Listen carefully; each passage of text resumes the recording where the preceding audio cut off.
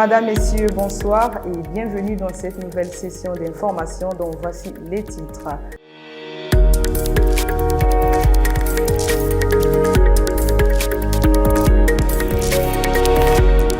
Le gouvernement japonais s'engage à soutenir les cantines scolaires de la République du Congo. Le Congo veut s'inspirer de l'expérience française pour pallier la délinquance juvénile. C'est ce qui justifie la mission de travail en France du haut-commissaire à la justice restaurative, à la prévention et au traitement de la délinquance juvénile, Adolphe Boumaba. À présent, les détails.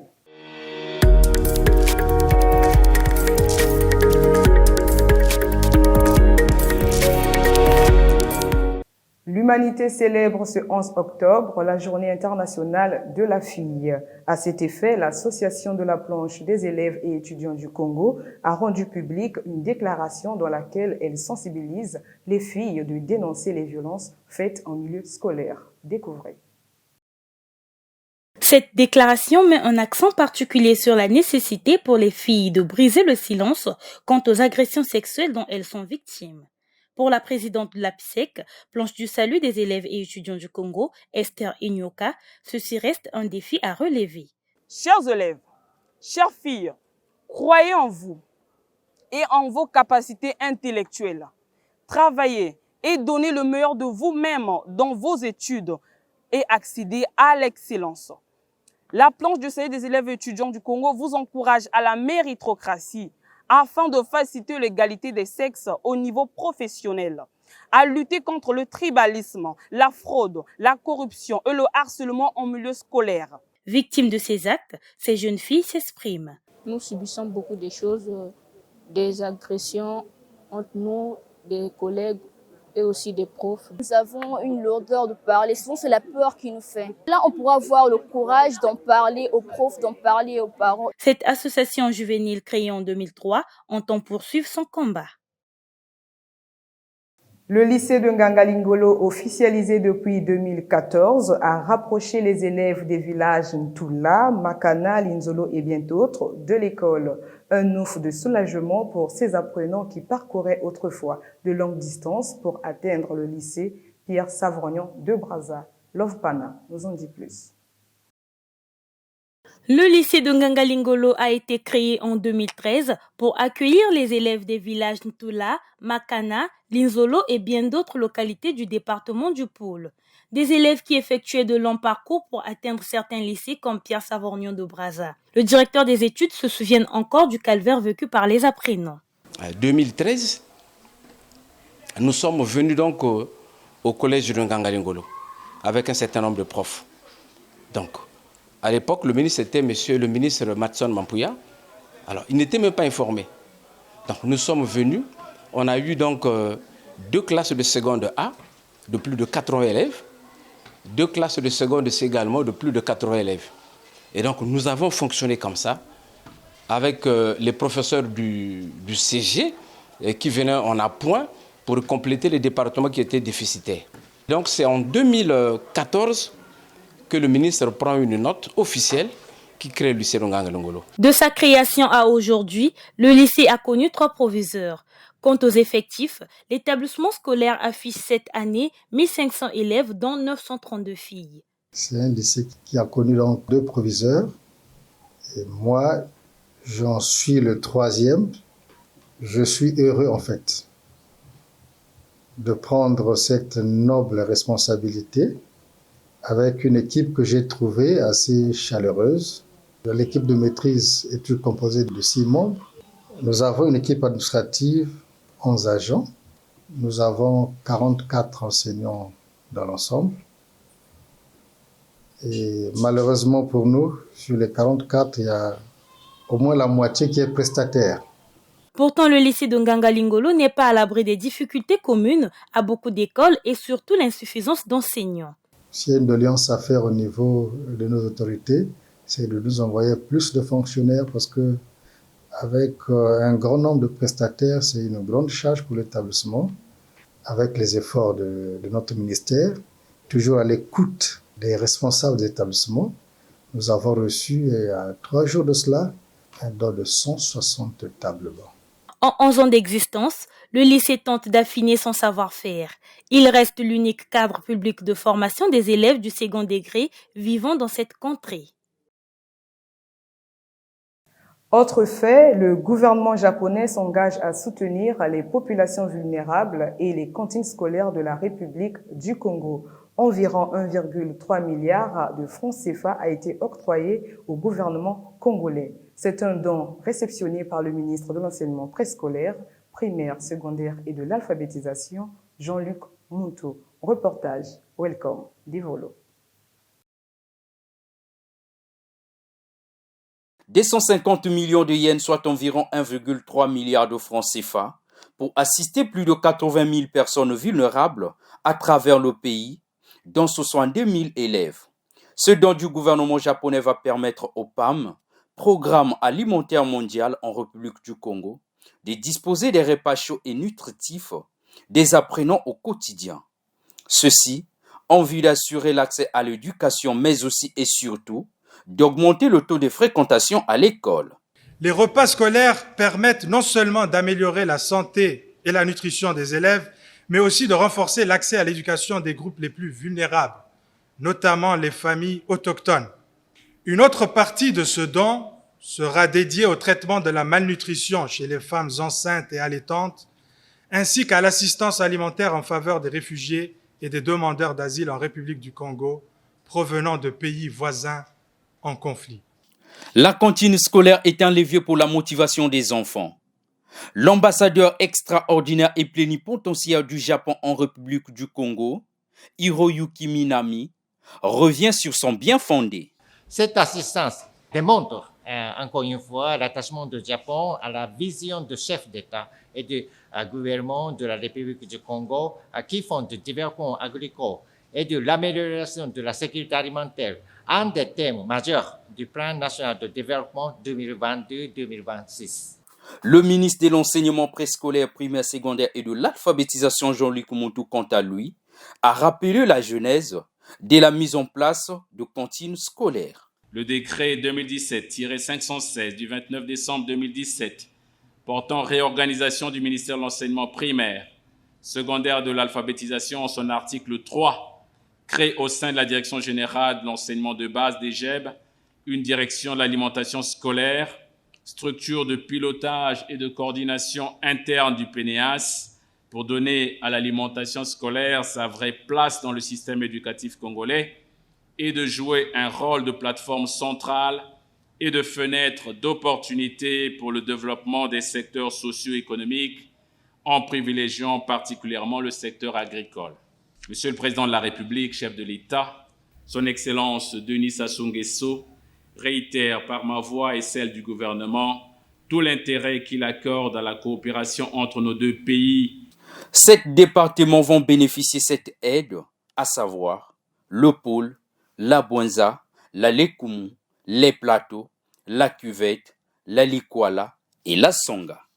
L'association Intello a quant à elle offert des kits scolaires aux enfants vivant dans les orphelinats, ce à l'occasion de la célébration en différé de la journée nationale du refus de l'échec scolaire. Le but étant de sensibiliser les plus jeunes sur les conséquences de l'échec en milieu scolaire.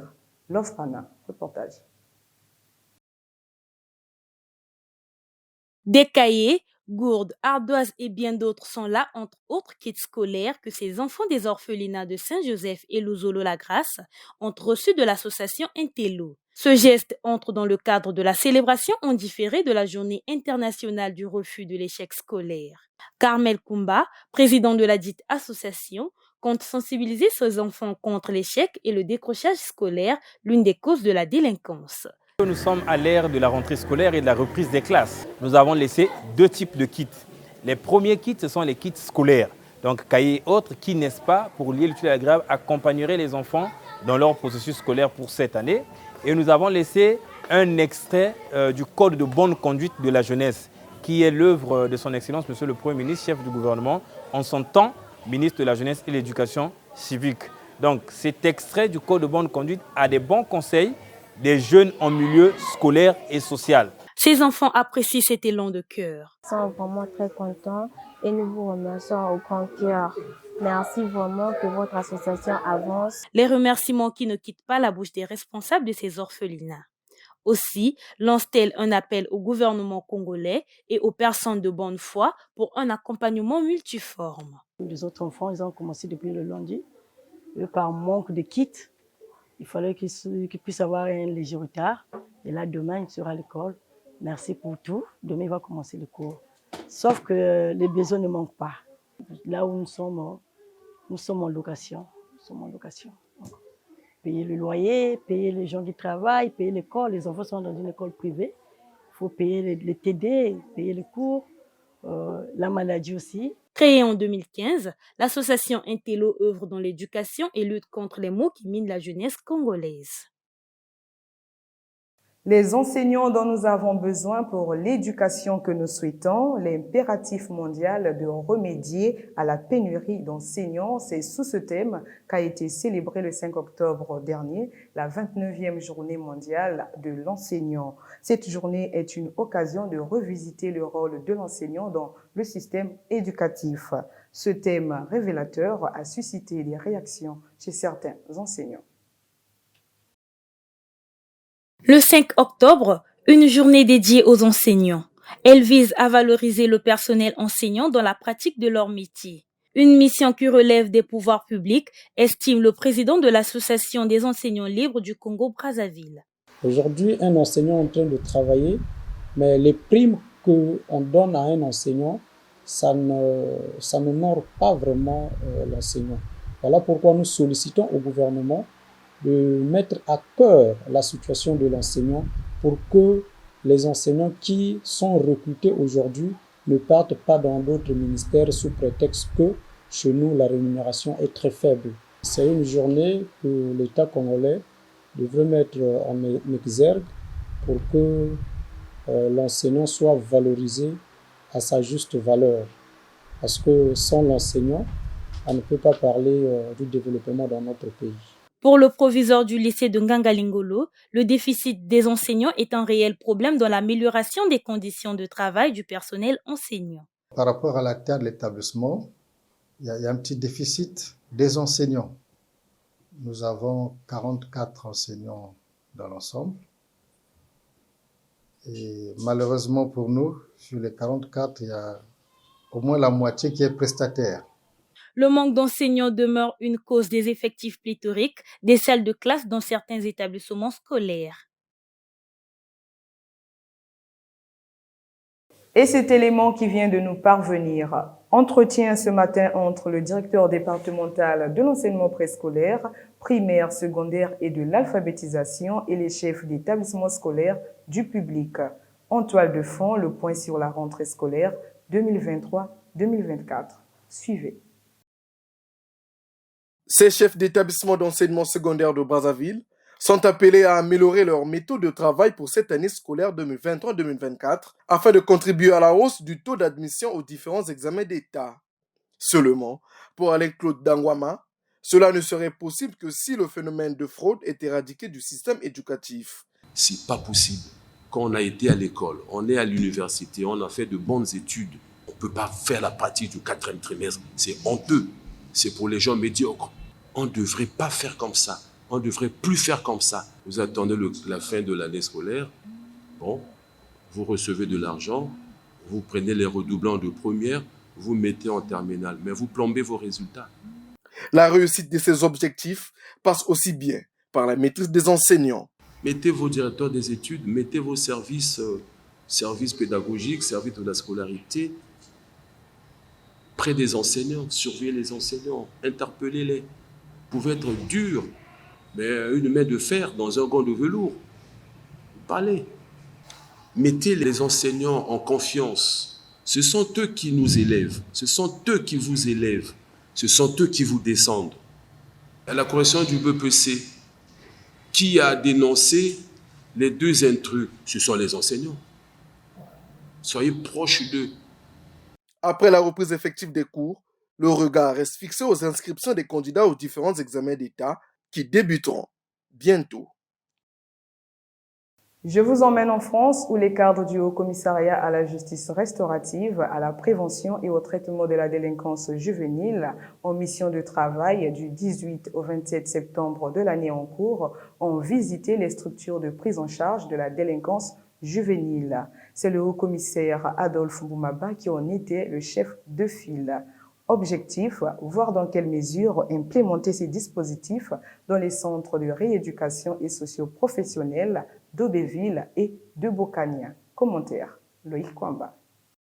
En séjour de travail en France, la délégation du Haut Commissariat à la justice restaurative, à la prévention et au traitement de la délinquance juvénile, conduite par son Haut-Commissaire Adolphe Mboumaba, a visité les structures d'accompagnement des enfants en difficulté, parmi lesquelles l'école de la deuxième chance Orléans-Val-de-Loire et l'EPID, l'établissement professionnel pour l'insertion dans l'emploi. Objectif, appréhender le fonctionnement de ces centres, qui œuvrent dans le soutien personnalisé de chaque jeune, porteur ou non d'un projet. Cet établissement, c'est d'offrir une chance aux jeunes entre 17 et 25 ans qui n'ont pas vraiment de solution, de pouvoir créer un parcours professionnel. Ici à l'EPID, c'est une espèce de boîte à outils dans laquelle ils vont trouver tout ce dont ils ont besoin. À titre d'exemple, un accompagnement en insertion professionnelle, un accompagnement social pour par exemple trouver un appartement, se déplacer, la possibilité de passer un permis à un coût très réduit, les équipements sportifs. On fait beaucoup d'actes de civisme. Le pari, c'est qu'en 8 mois, le jeune puisse trouver sa voie et que nous, on lui donne toute l'aide possible pour qu'il puisse accéder à cette requête, à savoir trouver un métier ou une formation qualifiante. Ces structures constituées en réseau font bénéficier à ces jeunes un appui financier avec l'aide du gouvernement français. La formation qu'on propose est gratuite et rémunérée. Les jeunes ont une allocation tous les mois de 520 € qui est composée en 2 parties. Ils ont 460 € sur leur compte et une partie d'épargne qu'on leur donne à la fin du parcours. Donc voilà, il y a un engagement de volontariat de leur part, mais en tout cas pas de frais financiers à leur charge. Partir sur de bonnes bases et trouver des solutions à leur insertion professionnelle. Ne laissez aucun jeune pour compte.